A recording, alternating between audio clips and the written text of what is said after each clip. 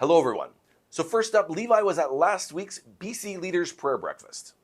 Second, we've just had a spring filled with flag displays. Third, John answers the question, why is ARPA challenging the City of London in court? And finally, a new bill from the Senate requiring age verification for pornography. It's Wednesday, June 18, and this is Quick Updates.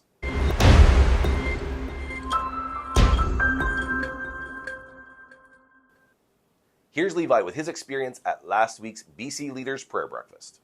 Hey everyone, I'm here in Vancouver where I just wrapped up going to the BC Leaders Prayer Breakfast. It's another opportunity for us to come together to pray for our civil authorities at all levels of government. It was cool to hear representatives from a provincial and federal and municipal level here. It was also really encouraging to hear a speaker expanding on his story of how with God, nothing is impossible. That was the key verse, the key phrase for this year's BC Prayer Breakfast. And this particular speaker was a wrestler who won national championships, even though he only had one leg in his competitions. So it was really encouraging to hear him say in his life how with God, nothing is impossible. And so even as us, as Reformed Christians, especially as we're engaging in the political realm, let us keep that in mind, that no matter what the circumstances might be, that with God, nothing is impossible. Thanks, Levi. Naomi joins us to give us an update on what's been going on with flag displays this spring.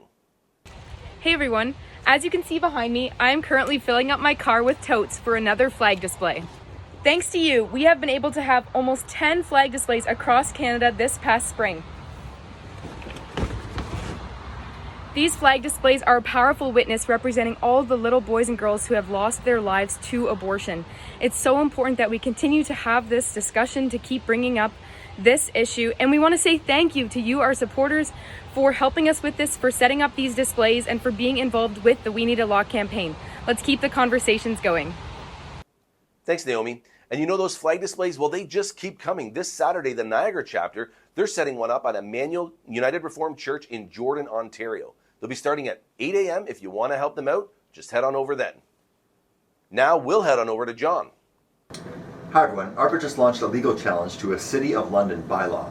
That bylaw forbids delivering any image of a fetus to someone's home unless you place that image in an envelope with a graphic content warning.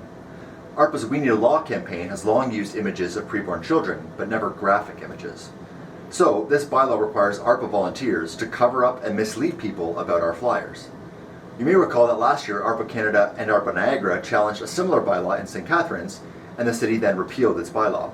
So we'll see what London does, if they repeal it or if they choose to defend it to the end. London passed its bylaw at the behest of pro-abortion groups who won't be pleased to see it repealed. We're thankful for the courage of the ARPA London chapter in supporting this case, and we'll let you know how it progresses. Thanks. Thanks, John.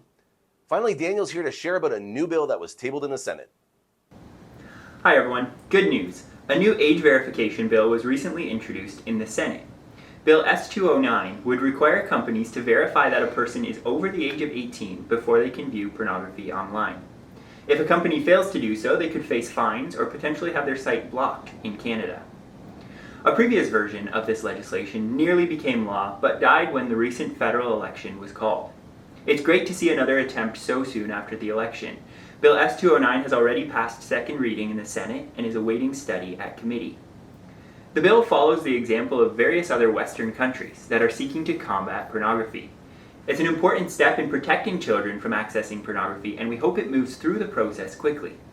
Send your senators an easy mail asking them to support Bill S-209, and we'll keep you updated as the bill moves forward. Thanks, Daniel. As Daniel mentioned, you could read more about that article on our website. Or you can listen to the article as well. Like our podcast conversations, our articles are available on either Podbean, Apple Podcasts, or Spotify. Or you can listen to the articles right on our website. So you can stay up to date while you're listening to our articles, whether you're sitting in traffic or lying on the beach this summer. Well, that's it for Quick Updates this week. Thanks for watching. Please do like, share, and subscribe, and we will see you next week.